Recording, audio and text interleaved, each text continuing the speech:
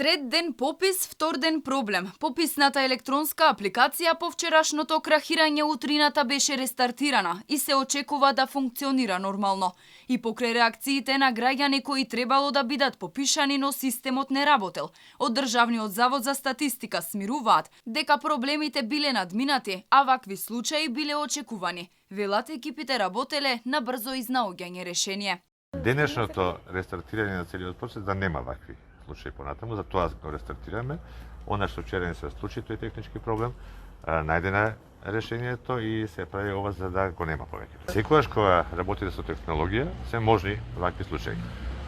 Тие беа предвидени и однапред и затоа има цела екипа и од провајдерот на апликативното решение и од провајдерот на интернет конекцијата. Во јавноста се создаде сомнеж дека крахирањето на пописната апликација може да резултира со погрешни резултати, па дури и дуплирање на попишувачите, но Симовски уверува дека такво нешто нема и не може да има. По смирувањето на Симовски, новинар реагираше дека лично тој утрината не можел да биде попишан, бидејќи системот се уште не бил во функција. Добро. Околу еден час лично има попишувач дома, системот беше паднат. Попишувачите не, системот беше прекинат. Системот беше прекинат за тоа што се рестартира. Не може да дуплира ништо. Не може да дуплира ништо. Тоа се погрешни информации. На проблемот со апликацијата се надоврза уште еден. Попишувачите се уште не знаат кои лица се во изолација поради контакт или зараза со коронавирусот, па така се доведува во ризик здравјето на попишувачите. Според заводот, попишувачите навремено ќе добиеле адреси за тие лица, со што нивното попишување ќе се регулира подоцна.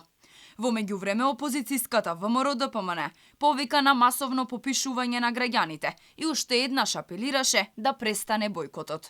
Мојата порака е масовно да излезат граѓаните и да се попишат. И мојата порака до македонскиот народ е да не ги слушаат и да не подклекнуваат на анационалните и антимакедонските елементи на македонската политичка сцена, кои што во овој момент се обидуваат повторно да внесат раздор помеѓу македонското ткиво и помеѓу протестните гласови. Од Националниот блок не отворам врата, уште еднаш пак повикаа на бојкот на пописот, затоа што сметаат дека ќе биде фалсификуван, па затоа целат кон тоа да биде неуспешен.